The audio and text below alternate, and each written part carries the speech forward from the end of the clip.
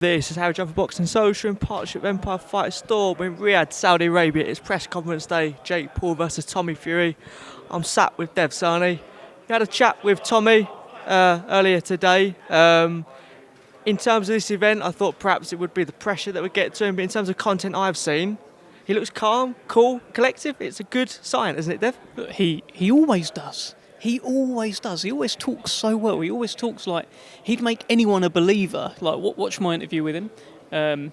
Make sure you do. It's on the Queensbury channels at the moment. But look, he just speaks with so much confidence, so much venom when it comes to talking about Jake Paul as well. So, yeah, I mean, he's been asked questions about the pressure since this fight's been made, since John Fury's come out and said what could happen in the event of a loss, since Tyson's sort of followed suit and also made similar threats about reneging his Fury membership.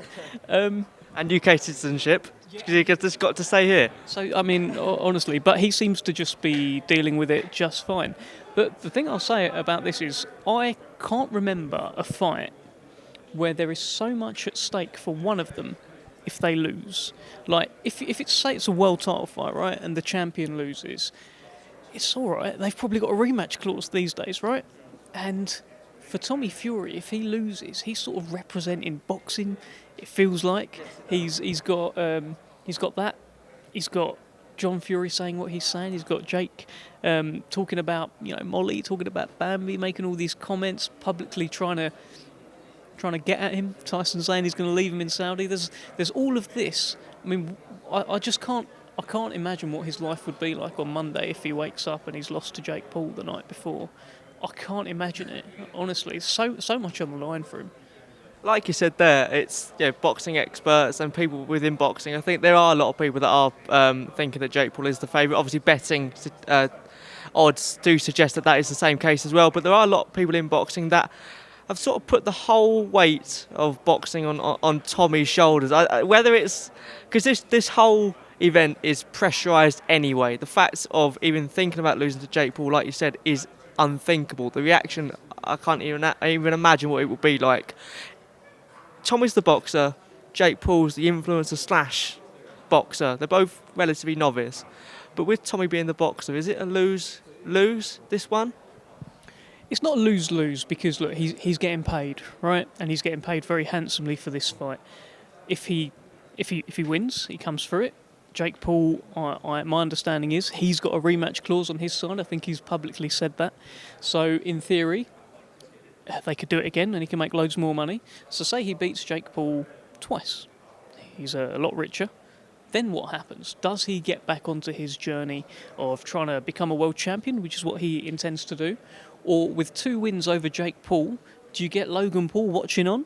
Is he like, oh, let me go and get revenge for my little brother? Do things like that start happening? Is KSI watching on? There's so much money to be made out there for Tommy Fury should he come through. If he doesn't come through, goodness me, there is. I don't know what he does on Monday, honestly. Where would you like to see Tommy go? Because how much can you really gauge in terms of Tommy's boxing ability if he beats Jake Paul? Because this isn't.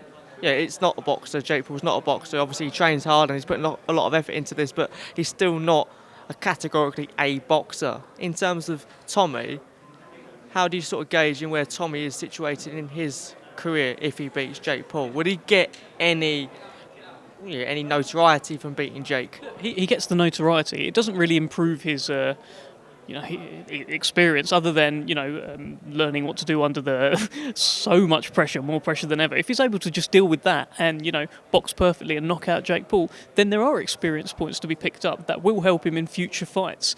Because I don't think even in a world title fight, I don't think it could get bigger in terms of the spotlight than it will be for this fight. So he can pick up experience points, which will help in terms of skills. I don't think he's going to learn anything. He's not going to take some of what Jake Paul does and use it for himself. I don't think so anyway.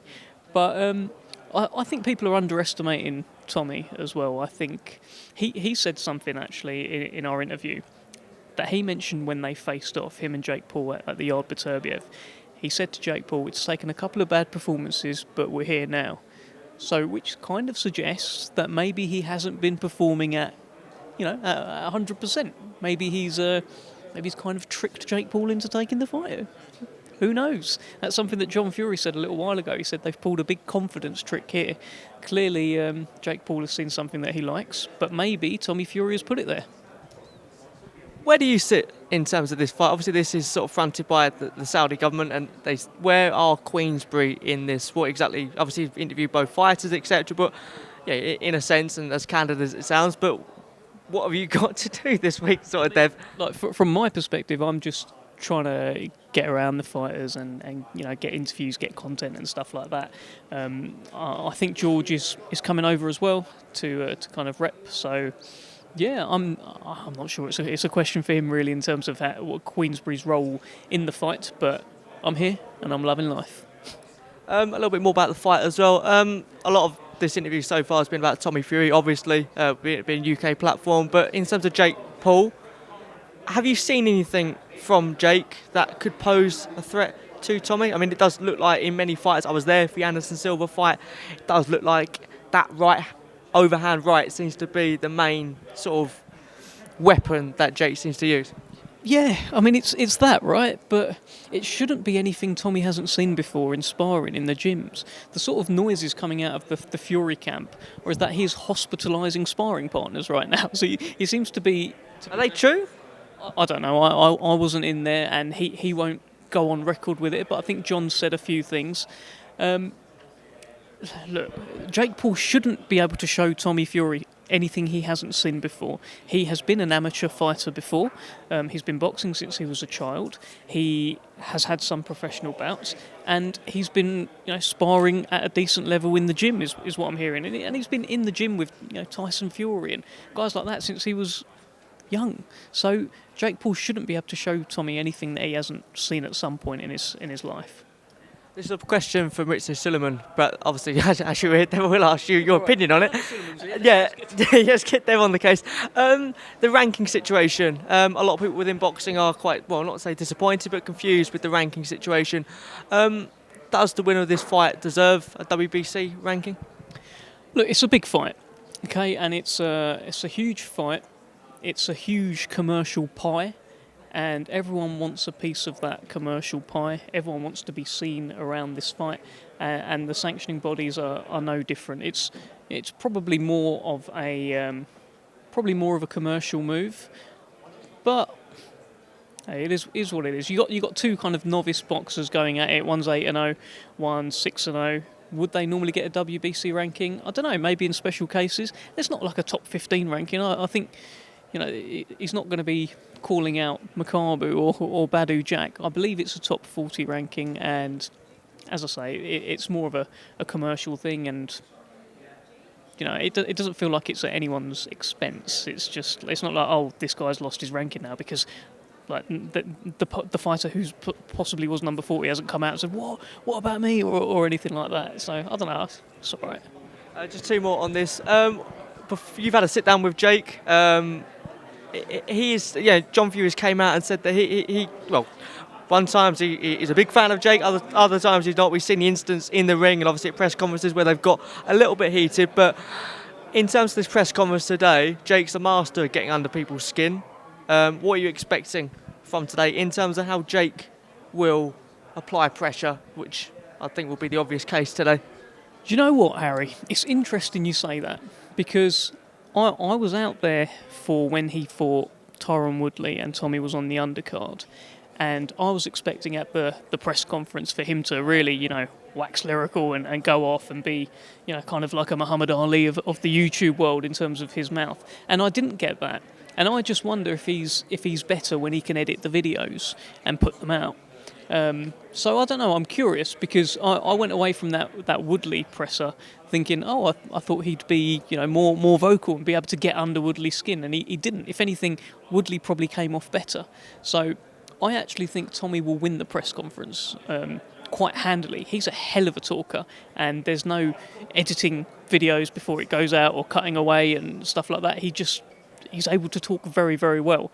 So I'd be interested. I think Tommy will win the presser. I think Tommy will look good at the weigh-in as well. I think it should be very interesting. I've heard some rumours that the Fury team have got some hidden plans for today. Is there any knowledge that you can sort of tell us? Any secrets that you can sort of tell us before the press? I've heard they've got something planned. Do you know anything? They haven't told me. I mean, I will watch on with interest, as I'm sure you will be. Be odd not to see you on the front desk, Dev, I'll be honest. I think that is probably a shame of this event, I'll be honest. I mean, I would have a lot of fun up there, but the guy they've got doing it from Skills Challenges is brilliant as well. So God, no, he's brilliant. So no, it should be good fun. Obviously, I'd love to do it, but maybe one day, maybe with a rematch.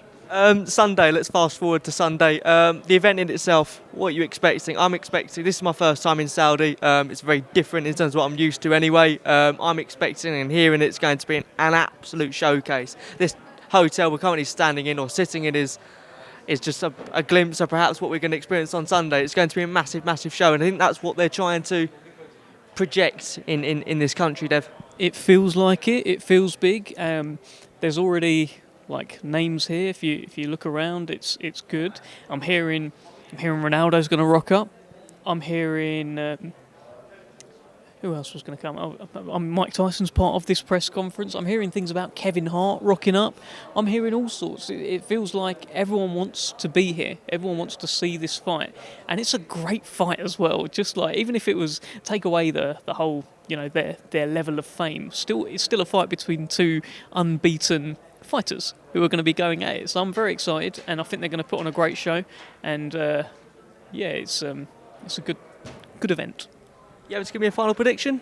I suppose you are. Obviously, you've got to be Team Fury, obviously, but so you're going to obviously go that end of the scale, I reckon. I mean, yeah, but look, I spent a lot of time talking about how Anthony Yarde was going to knock out Artur Beterbiev, and then Beterbiev just didn't give me any good interviews. So I've still got to speak to Jake Paul before the fight. So maybe I'll give you my final prediction just before the fight, before the first bell. And finally, news broke out yesterday in regards to the WBC Conor Benn ruling, taking the consumption of eggs as the reason for the adverse findings, for the adverse findings within Conor Benn's drug test.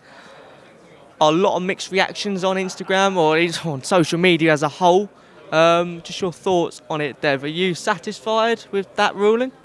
It feels like part one, right? It feels like there's a few things that kind of need to happen.